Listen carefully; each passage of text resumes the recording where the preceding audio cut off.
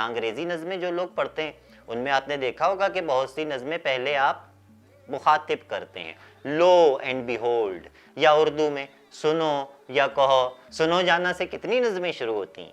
ایسی نظمیں آدمی لکھنا چھوڑ دیتا۔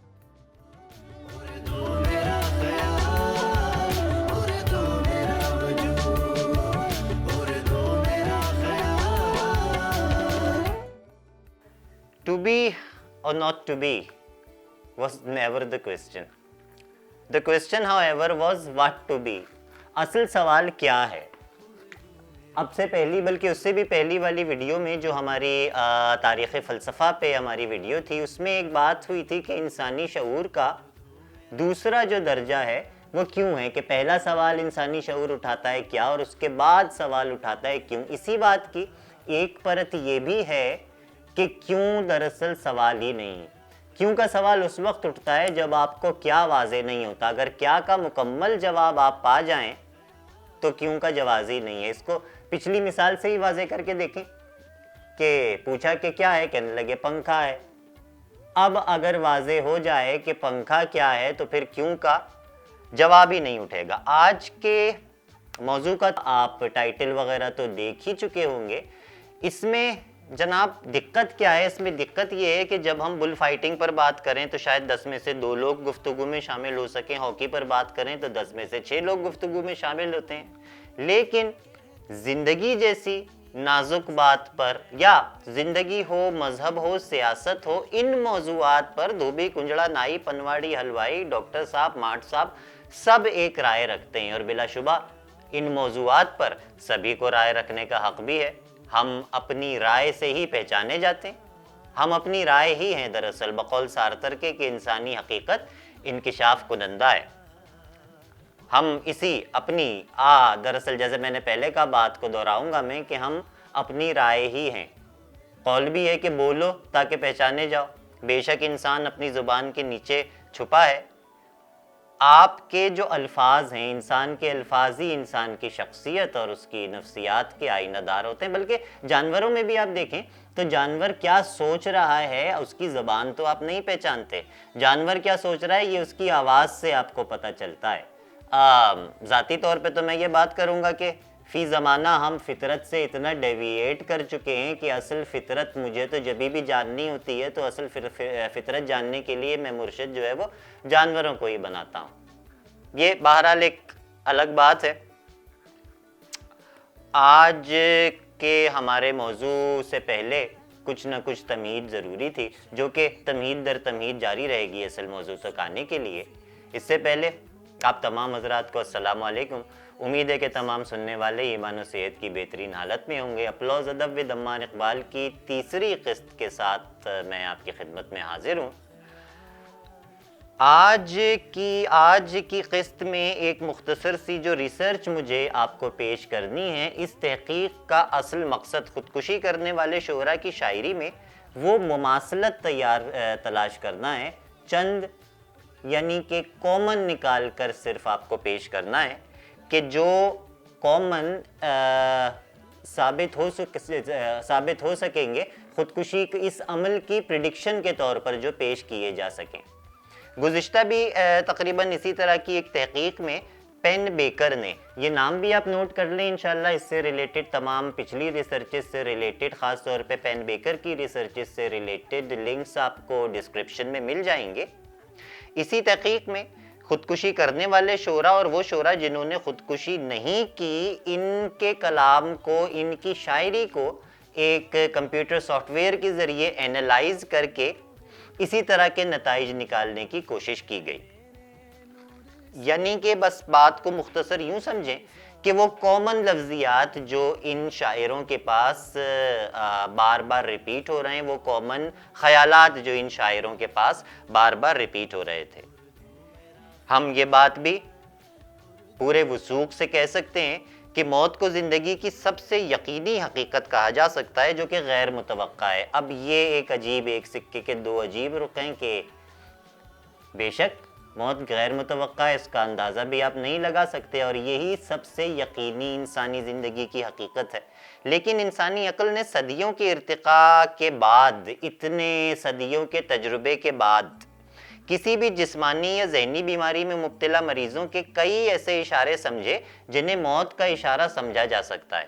جسمانی مماثلتوں میں مثال کے طور پر سانس کا بند ہو جانا، دل کا رک جانا، آنکھوں کے آگے اندھیرا چھا جانا، لیکن نفسیاتی علامتیں صرف انسان کا ڈکشن، اس کے الفاظ کا استعمال۔ اس سلسلے میں چند نام شینن واٹسن کا نام ہے، اسٹرومین کا نام ہے، اور سب سے جو اس میں اہم نام ہے وہ دوبارہ ریپیٹ اور بار بار اس ریسرچ میں ریپیٹ ہوتا رہے گا، پین بیکر کا۔ پہلے تو میں یہ واضح کر لوں کہ انہوں نے کیا ریسرچ کی، وہ آپ دیکھ لیجئے گا تو آپ کو مزید بھی واضح ہو جائے گا کہ انہوں نے 9 خودکشی کرنے والے شعراء اور 9 وہ شعراء جنہوں نے خودکشی نہیں کی، ان کی تقریباً 300 ساڑھے 300 نظمیں، ان نظموں کو ایک سافٹ ویئر کے ذریعے اینالائز کیا، ان کا موازنہ کیا، اور اس لسانی تحقیق اور الفاظ کی صرف گنتی سے یہ ثابت کرنے کی کوشش کی کہ خودکشی کرنے والے شعراء میں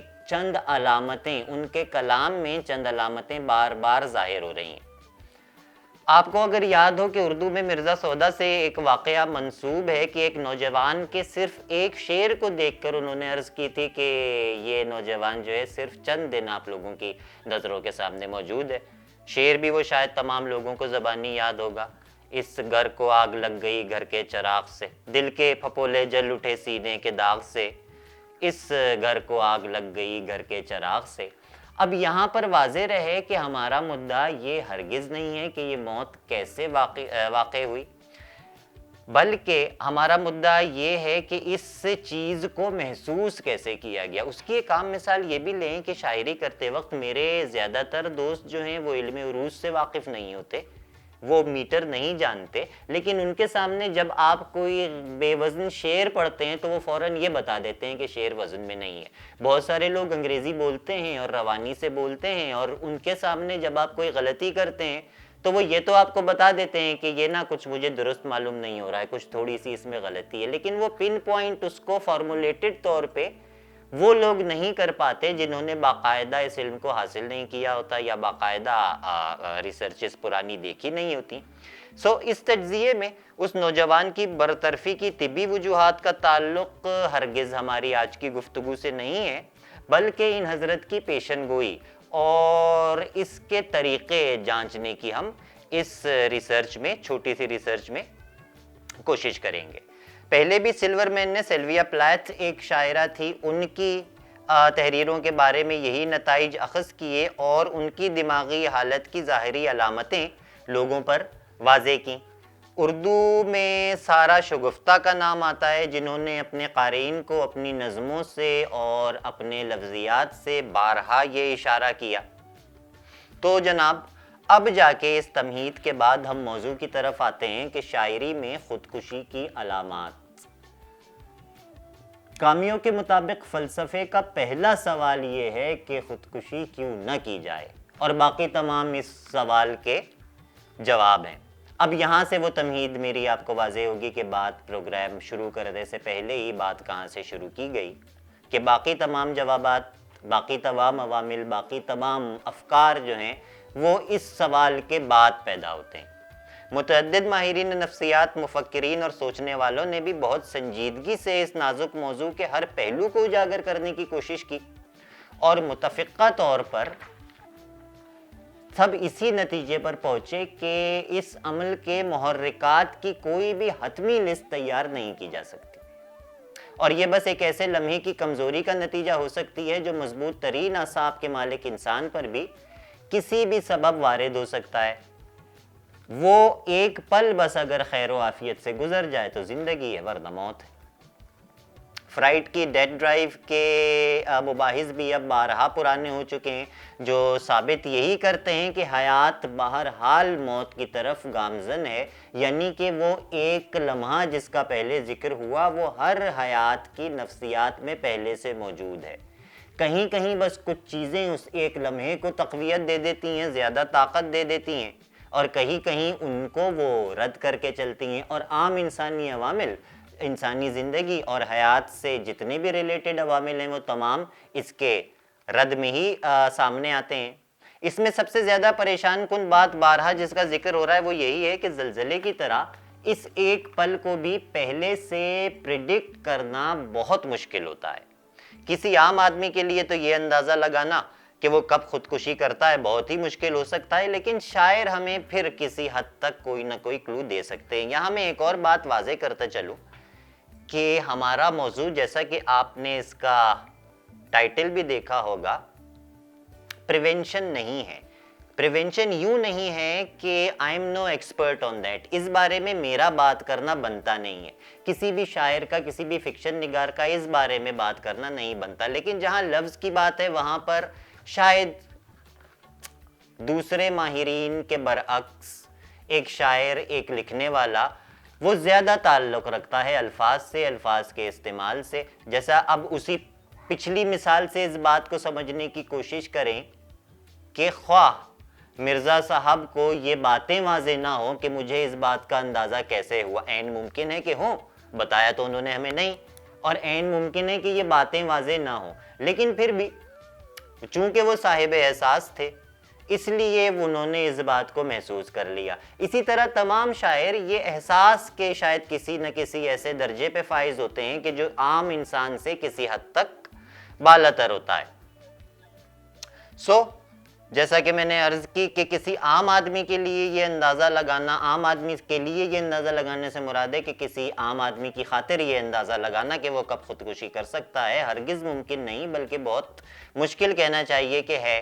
لیکن چند ایک ریسرچرز نے ادیبوں اور شاعروں میں خودکشی کے رجحانات پر بحث کرتے ہوئے چند کامن انڈیکیٹرز کی ہمیں نشاندہی کی ہے. وہ اب سے پہلے جو ہیں وہ ان کے لیے جو کلام استعمال ہوا وہ ظاہر ہے کہ تمام ریسرچز مغرب میں ہوئی تو وہ انگریزی کلام تھا. یہاں پر انہوں نے پہلے کیا کیا یہ واضح کرتے چلیں کہ 9 شعراء کی شاعری میں تواتر سے استعمال ہونے والے الفاظ, خیالات کا تجزیہ کیا. تجزیے کے لیے ایک سافٹ ویئر کا استعمال کیا گیا اور محققین نے 9 خودکشی کرنے والے شعراء اور 9 دیگر شعراء کے تقریباً 156 اور 136 کلام اپنی اس ریسرچ میں شامل کیے اور پھر چند کامن انڈیکیٹرز نکالے.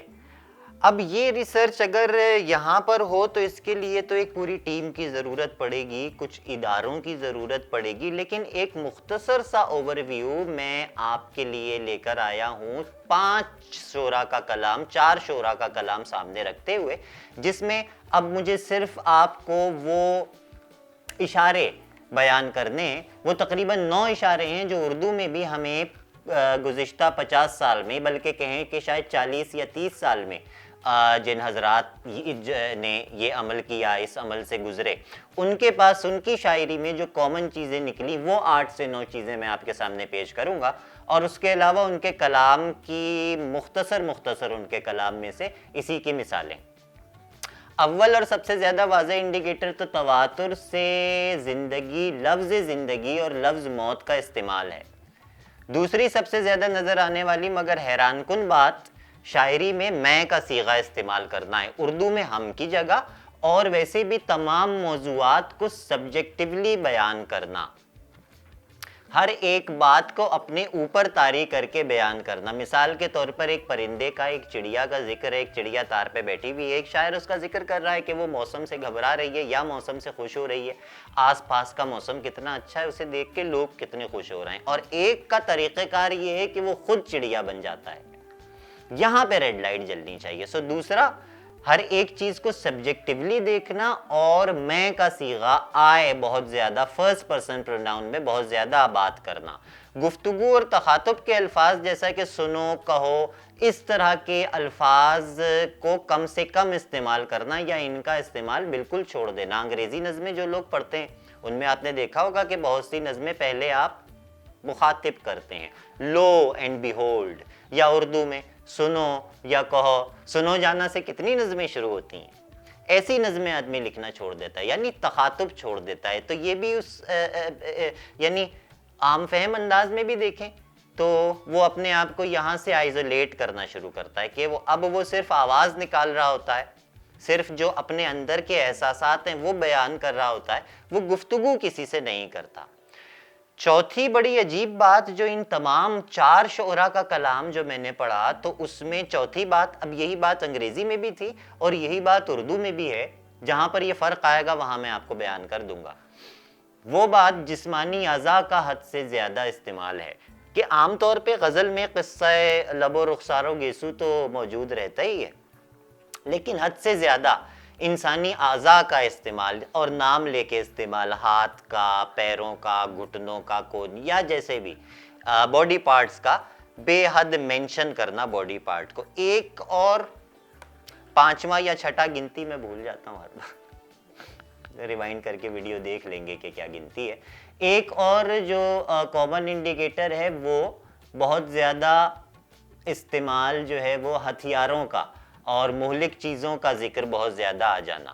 اس کے علاوہ ایک بات جو ہمیں صرف یہ اردو کے شعراء میں خاص طور پہ ملتی ہے وہ لفظ پرندے کا بے حد استعمال، پرندوں کا، فرشتوں کا، اور اس کے علاوہ حشرات الارض کے نام جو ہیں، کیڑے مکوڑوں کے بہت زیادہ شاعری میں ذکر کرنا. حالانکہ غزل کا لہجہ ہمیں اس بات کی بہت زیادہ اجازت بھی نہیں دیتا، لیکن اس کے باوجود اس کے علاوہ 8ویں گنتی کو میں اگر بھول جاؤں تو پلیز کائنڈلی، اور بات اس میں 8ویں بات گنتی کا ہی استعمال ہے کہ ایک طرح کا عجیب کاؤنٹ ڈاؤن شاید انسانی ذہن شروع کر دیتا ہے.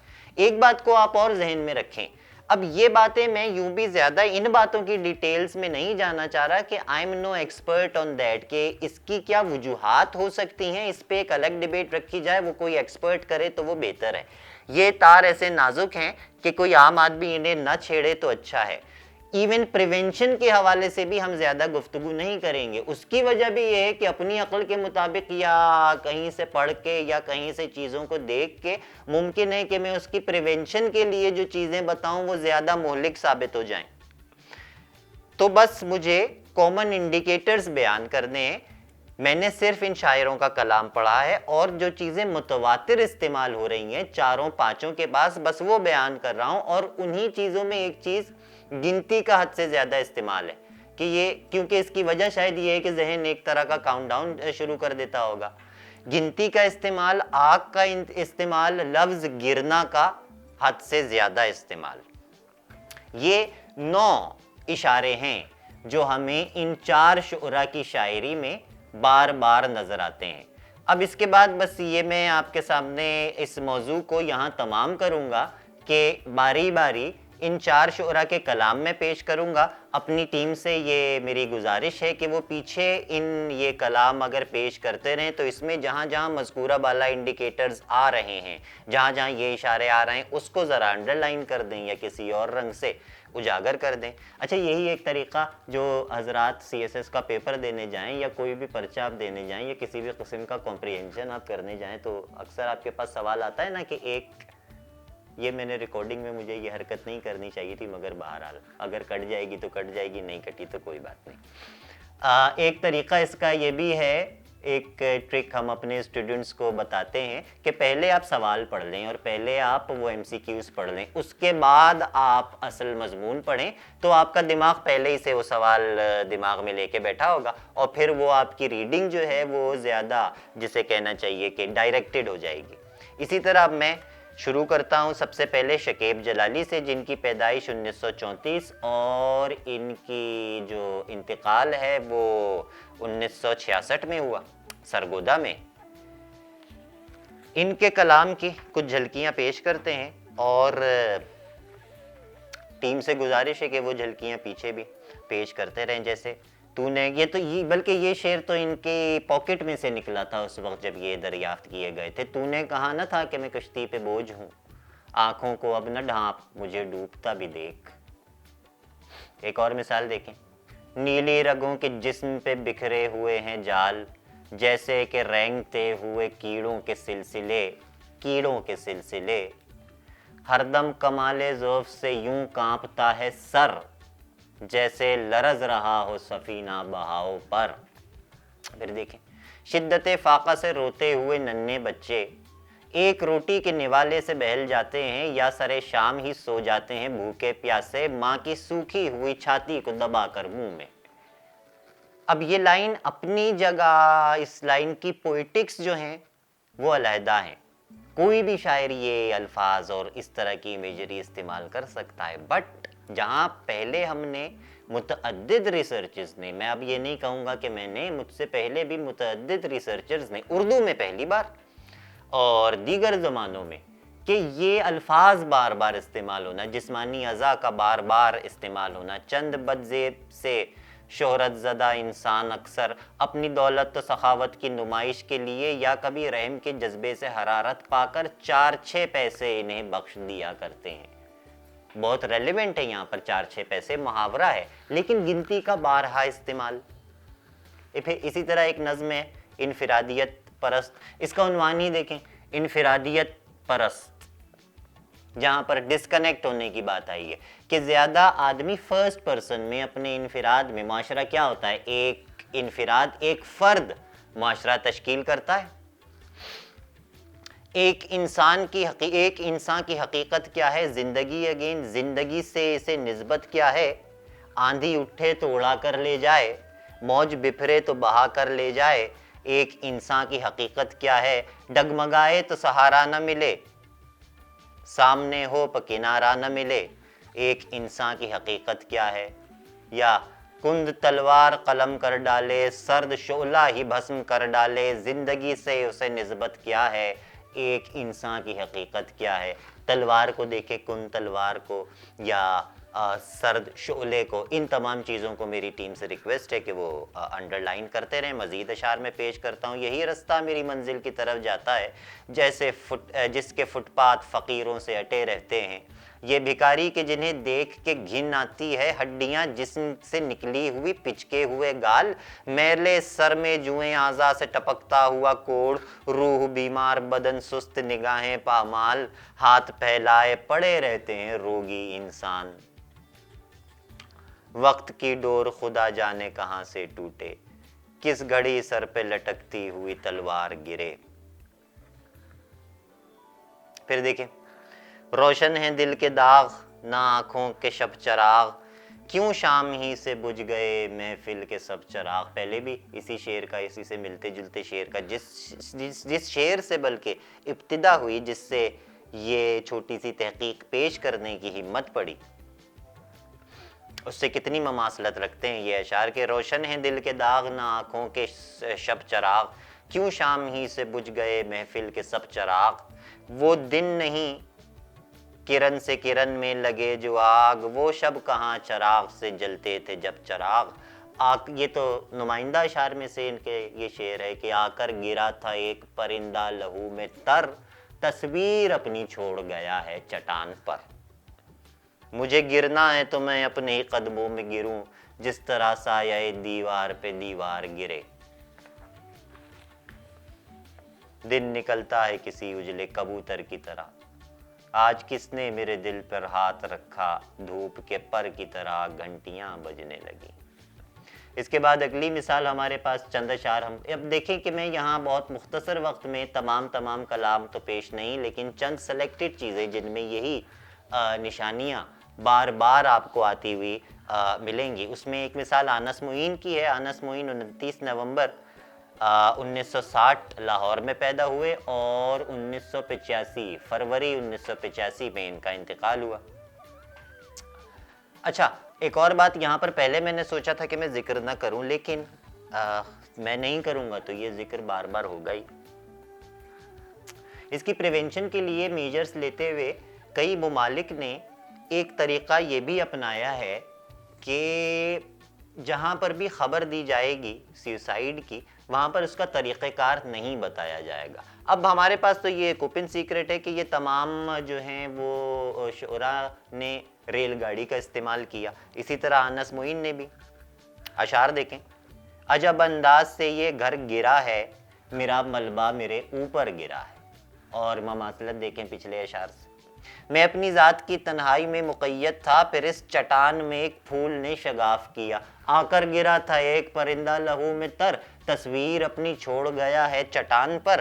پھر میں اپنی ذات کی تنہائی میں مقید تھا، پھر اس چٹان میں ایک پھول نے شگاف کیا. حالانکہ یہ شعر دیکھیں کہ شعر کیسا حوصلہ بتا رہا ہے کہ کوپل کے نکلنے کی بات ہے, وہ بھی پتھر کے سینے کو چیر کے نکلنے کی بات ہے, لیکن غور کرنے کی بات یہاں پر یہی ہے کہ اپنے معنی اور اپنے مفاہیم کے علاوہ لفظ اور کیا کیا مخبریاں کر رہا ہے. پچھلا شعر ہم نے دیکھا اور یہ شعر دیکھا, دونوں میں اب آپ کو ایک طرح کی مماثلت نظر آ گئی ہوگی. شکیب کے پاس شعر ہم نے دیکھا, آ کر گرا ہے کوئی پرندہ لہو میں تر, تصویر اپنی چھوڑ گیا ہے چٹان پر, میں اپنی ذات کی تنہائی میں مقید تھا, پھر اس چٹان میں ایک پھول نے شگاف کیا, پھر ہاتھ پہ زخموں کے نشان گن نہ سکو گے, پھر ہاتھ پہ زخموں کے نشان گن نہ سکو گے, یہ الجھی ہوئی ڈور جو سلجھائی ذرا اور. نظم دیکھیں, تو میرا ہے ہر وہ جھونکا جس کے لمس کو اپنے جسم پہ تو نے بھی محسوس کیا ہے, پہلے میرے ہاتھوں کو چھو کر گزرا تھا تیرے گھر کے دروازے پر دستک دینے والا, ہر وہ لمحہ جس میں تجھ کو اپنی تنہائی کا شدت سے احساس ہوا تھا, پہلے میرے گھر آیا تھا, تو میرا ہے, تیرا ماضی بھی میرا تھا, آنے والی ہر ساعت بھی میری ہوگی, تیرے تپتے عارض کی دوپہر ہے میری, شام کی طرح گہرے گہرے پلکوں کے سائے ہیں میرے, تیرے سیاہ بالوں کی شب سے دھوپ کی صورت, وہ صبحیں جو کل جاگی تھی میری ہوں گی, تو میرا ہے لیکن تیرے سپنوں میں بھی آتے ہوئے یہ ڈر لگتا ہے, مجھ سے کہیں تو پوچھ نہ بیٹھے کیوں آئے ہو, میرا تم سے کیا ناتا ہے. اس کے علاوہ جو تمام ریسرچز سیلویا پلیتھ کی شاعری پہ انگریزی میں ہوئیں, جو تمام فائنڈنگ سیلویا پلیتھ کی شاعری میں انگریزی میں ہوئیں, وہی تمام چیزیں جب ہم نے سارا شگفتہ کی نظمیں پڑھیں. نظم ان کو کہا جائے یا نہ کہا جائے یہ پھر بحث پوئٹکس کی ہے, اس کو ہم اس وقت اٹھا رکھیں گے, پھر کبھی بات کریں گے نثری نظم پر جب ہم بات کریں گے, یا نظم نما پر جب ہم بات کریں گے. اچھا, میں اس بحث میں فی الحال نہیں جاتا, بس یہ ہے کہ ان کی پیدائش 31 اکتوبر 55 میں ہوئی اور 84 میں انہوں نے خودکشی کی. نظمیں دیکھیں, ہمارے آنسوؤں کی, اچھا ان کی تو کتاب کا نام ہی آنکھیں تھا, ہمارے آنسوؤں کی آنکھیں بنائی گئی, ہم نے اپنے اپنے تلاطم سے رسہ کشی کی اور اپنا اپنا بین ہوئے, ستاروں کی پکار آسمان سے زیادہ زمین سنتی ہے, میں نے موت کے بال کھولے اور جھوٹ پہ دراز ہوئی, نیند آنکھوں کے کنچے کھیلتی ہے, نیند آنکھوں سے کنچے کھیلتی رہی, شام دوغلے رنگ سہتی رہی, آسمانوں پہ میرا چاند قرض ہے, میں موت کے ہاتھ میں ایک چراغ ہوں, جنم کے پہیے پر موت کی رت دیکھ رہی ہوں, زمینوں میں میرا انسان دفن ہے, سجدوں سے سر اٹھا سکوں تو موت میری گود میں ایک بچہ چھوڑ جائے, یا یہ لائن یوں ہے کہ سجدوں سے سر اٹھا لوں, موت میری گود میں ایک بچہ چھوڑ گئی ہے. ہمارے آنسوؤں کی آنکھیں بنائی گئیں, ہم نے اپنے اپنے تلاطم سے رسہ کشی کی. یہ نظم دیکھیں تو اس میں بارہا ہمیں وہی تمام الفاظ نظر آتے ہیں, ملتے ہیں. ثروت حسین صاحب, پیدائش 9 نومبر 1949, وفات 9 ستمبر 1996. 9 is such an evil digit. Well, Karachi میں ٹرین کے نیچے آ کر جان دی, اور نمائندہ شعر تو ہم تک پہنچا ہی ہوگا, اور اس نمائندہ شعر میں بھی وہی تمام اشارے, وہی تمام لفظیات موجود ہیں. موت کے درندے میں ایک کشش تو ہے ثروت, لوگ کچھ بھی کہتے ہوں خودکشی کے بارے میں. نظم دیکھیں, جوتوں کی جوڑی سے, یا ایک نظم کہیں سے بھی شروع ہو سکتی ہے, جوتوں کی جوڑی سے یا قبر سے جو بارشوں میں بیٹھ گئی, یا اس پھول سے جو قبر کی پائیتی پر کھلا ہے, ہر ایک کو کہیں نہ کہیں پناہ مل گئی, چیوٹیوں کو جائے نماز کے نیچے, اور لڑکیوں کو میری آواز میں, مردہ بیل کی کھوپڑی میں گلہری نے گھر بنا لیا ہے. حشرات الارض کا استعمال. اور ثروت کے پاس تو چوٹیوں کی علامت بار بار ہمیں ملی ہے. تم پروقار اور سادہ ہو, میرے تھیلے کو جاننا چاہتے ہو, ضرور یہ لو میں اسے کھولتا ہوں, روٹیاں دعائیں اور نظمیں, روٹی تمہاری چیوٹیوں کے لیے, دعا تمہارے آخری دن کے لیے. انہیں مٹی سے محبت ہے, انہیں پرندوں اور چیوٹیوں سے محبت ہے, جو ان کے جسم میں گھر بناتی ہیں. گھر کیا ہے میں پوچھتا ہوں وہ سب ہنسنے لگتے ہیں. پہلا مزدور کہتا ہے اپنی عورت کی طرف جاؤ, ہر سوال کا جواب مل جائے گا. یہاں مضافات میں ٹھیک اس وقت جب زمینی گھڑیاں صبح کے 7:30 بجا رہی ہیں, ایک پہیا بنایا جا رہا ہے. پہلا, دوسرا, تیسرا, آخری یا کسی بھی قسم کا کاؤنٹ ڈاؤن, کسی بھی قسم کی گنتی. میں سو رہا تھا اور میری خوابگاہ میں ایک اژدہا چراغ کی لو کو نگل گیا. چوم لی میری انگلیاں سروت, اس نے اتنی تو مہربانی کی. قسم و ساکھ کی اور پانی کی, موت اچھی ہے بس جوانی کی. جناب, یہ چند اشعار کا بہت سلیکٹڈ میں نے یہ کلام پیش کیا ہے. اس ریسرچ کو آگے بڑھانے کے لیے یقیناً اگر یونیورسٹیز یا دیگر ادارے یا کچھ افراد جو ہیں وہ کمر بستہ ہوں تو انہی کلام کا, انہی اشاروں کا باقاعدہ ان پر تحقیق کی جائے. باقاعدہ ایک شاعر پر تو ریسرچ ہو ہی چکی ہے, متعدد شعراء پر اسٹوڈنٹس مستقل ڈگریاں حاصل کر رہے ہیں, پی ایچ ڈیز کر رہے ہیں. لیکن نئے موضوعات کی طرف آتے ہوئے, اور خاص کر ان موضوعات کی طرف آتے ہوئے جن کی حد درجہ ضرورت محسوس ہوتی ہے, کترانہ جو ہے وہ ہماری پتہ نہیں کس خصلت میں شامل ہے. اختتام کرتے ہیں جناب, اور یہاں مختصر بس یہ واضح کرنے کی صحیح کی گئی ہے کہ شاعری ان خصوصیات کو, ان انڈیکیٹرز کو کیسے ظاہر کرتی ہے جو خودکشی سے وابستہ ہوں اور شاعروں میں خودکشی کی پیش گوئی کرنے میں کارآمد ثابت ہوں. بندہ ناچیز کی کوشش یہ ہے کہ اردو میں بھی یہی اندازہ ویسے ہی پچھلے شاعروں کو سامنے رکھتے ہوئے لگایا جائے جیسے کہ دیگر زبانوں میں لگایا گیا. حیرت انگیز بات یہ ہے کہ حیرت انگیز بات ہے کہ چند انڈیکیٹرز جو ہیں وہ کامن تھے اردو میں بھی, انگریزی میں بھی, یا یہ حیرت انگیز بات ہے کہ کچھ صرف اردو تک ہی محدود و مخصوص ہیں, جیسے کہ پرندے یا فرشتے کا استعمال. اب ایک شاعر کے لیے, اب نہ جانے یہ بات میں کروں گا تو کئی اور معنی اس کے نہ لے لیے جائیں. پرندہ ان براڈر سینس, پتنگے سے لے کر فرشتے تک, یعنی پرواز کرنے والا, ان تمام چیزوں کا ذکر جو حد سے زیادہ ہے. اس کے علاوہ تجاویز اور گزارشات سے میں اجتناب کروں گا. پھر بھی ایک تجویز یہ پیش کی جا سکتی ہے جو کہ پہلے بھی ڈسکشن میں رہی کہ جہاں جہاں آپ کو جن شعراء کے کلام میں یہ تمام چیزیں ملیں وہ پبلشرز کو حکومت پابند کرے کہ وہ اس کے ساتھ ساتھ, ان کتابوں کے ساتھ ساتھ 24 گھنٹے ہیلپ لائن نمبرز مہیا کریں. باقاعدہ اس کا پینل بنایا جائے, باقاعدہ ایکسپرٹس کو اس میں شامل کیا جائے. لیکن اب یہاں پر ایکسپرٹس کے ساتھ بھی مدعا یہ ہے کہ جو نفسیات جانے گا اس کا شاعری سے تعلق نہیں ہوگا, جو شاعری جانے گا اس کا نفسیات سے تعلق نہیں ہوگا, اور یہ بحث یوں کی یوں ہی رہ جائے گی.